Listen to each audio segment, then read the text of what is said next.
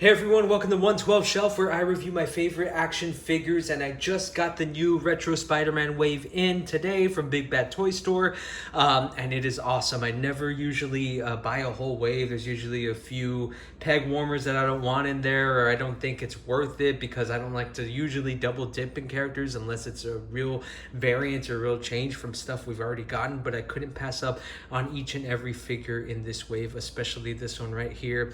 Matt Murdock, aka Daredevil, is one of my favorite Marvel characters of all time, and every time he has an action figure I try to get it because he's just my favorite.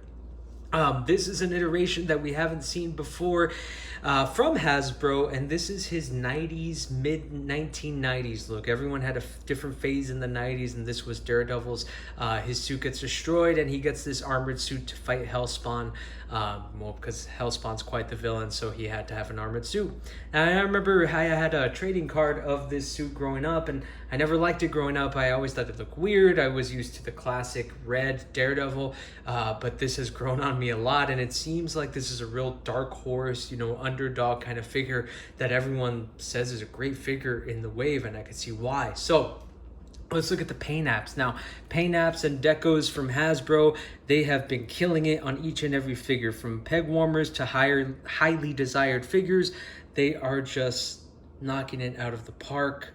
You could see I love this metallic red that just kind of pops out at his chest, consistent all the way down to the torso, his inner elbow, outer elbow, his hands, his knees, and even the details on the back, which are sculpted in right there.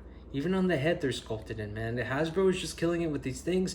They are doing a great job, and it's just making me love Hasbro more and more each time. Now, along with the metallic red, he has kind of, I guess, the silver or gray shoulder pads, and that's the mainstay of this armor. Everything else doesn't look like armor except the whole thing is armor. It's consistent through the shoulder pads, the wrists, gauntlets, I guess you could call them, the outer thigh, and the outer calf. And man, it just looks awesome. Look how clean that Daredevil logo looks. Look at that. Hasbro is not really... I mean, they've brought their blemishes down and their messy paint apps down a lot, okay? If you look at his head, if I could zoom in there, really cool eyes, like a reddish black kind of look on the eyes. He's just awesome. So let's look at his articulation, and he is a standard Marvel legend, so he's gonna have standard articulation. His head could move this much up, this much down.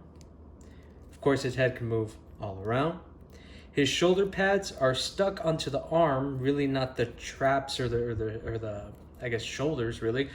So it kind of hinders his movement up, but you could just turn that over and he could move up like that.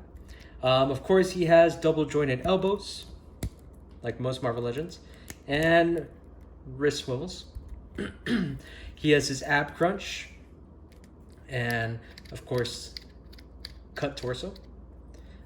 He has a cut on the upper thigh, no calf cut right here, double jointed knees, and of course the famous Marvel Legends kind of ankle pivot that we all know and love. So this figure is just awesome. Now let's look at his accessories. Now he comes with his basic Hasbro Marvel Legends accessories, his batons or nightsticks, whatever you want to call them. As he's always come with when Hasbro makes an iteration of Daredevil, and it is these. This weapon pretty much comes with every Daredevil that you'll see Hasbro come with. And I have to say, I've never been a real fan of these, and it's cool that they could connect like this and go back together, but I've always thought they were too flimsy. See that? And I always thought they were too thick.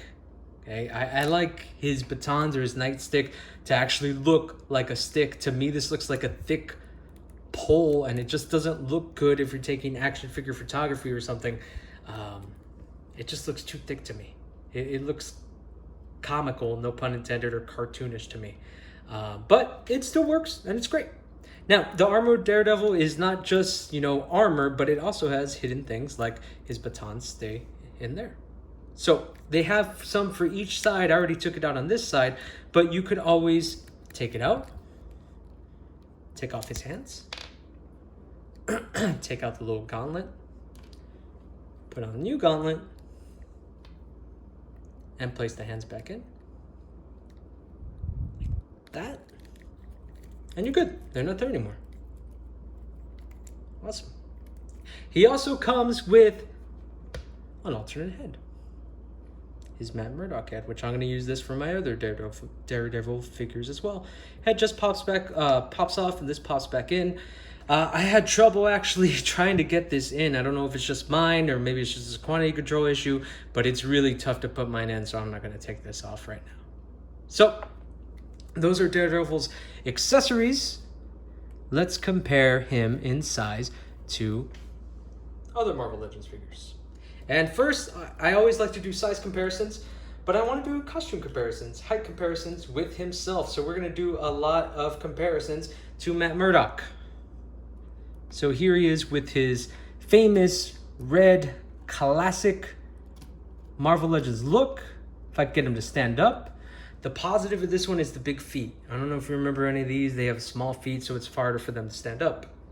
I also have his Shadowland version, which they're all pretty much the same buck, just different uses in the hands, feet, boots. So they're all going to be pretty much the same size, like that. Okay, let's look at Matt Murdock next to his older version, Toy Biz version, which I love this figure, man. I know everyone makes fun of its shoulders and stuff, but I do like this figure a lot. One of my first Legends and an introduction to Matt Murdock himself. So that's a size comparison with the old Toy Biz Marvel Legends.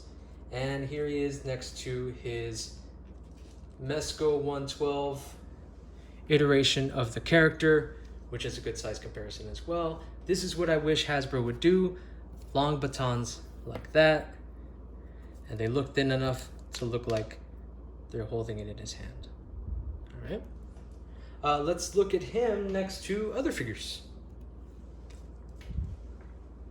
Let's take a look with him next to one of his buddies, Luke Cage.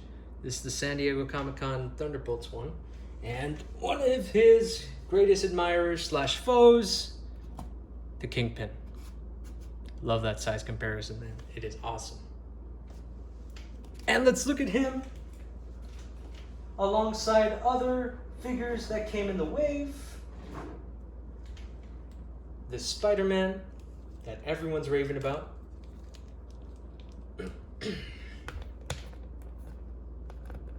Which they look awesome together. It's gonna be a rad team up. You know, I always like my Spider-Man Daredevil team up. Let me face him your way, like that. And let's look at him next to Peter Parker of the same wave.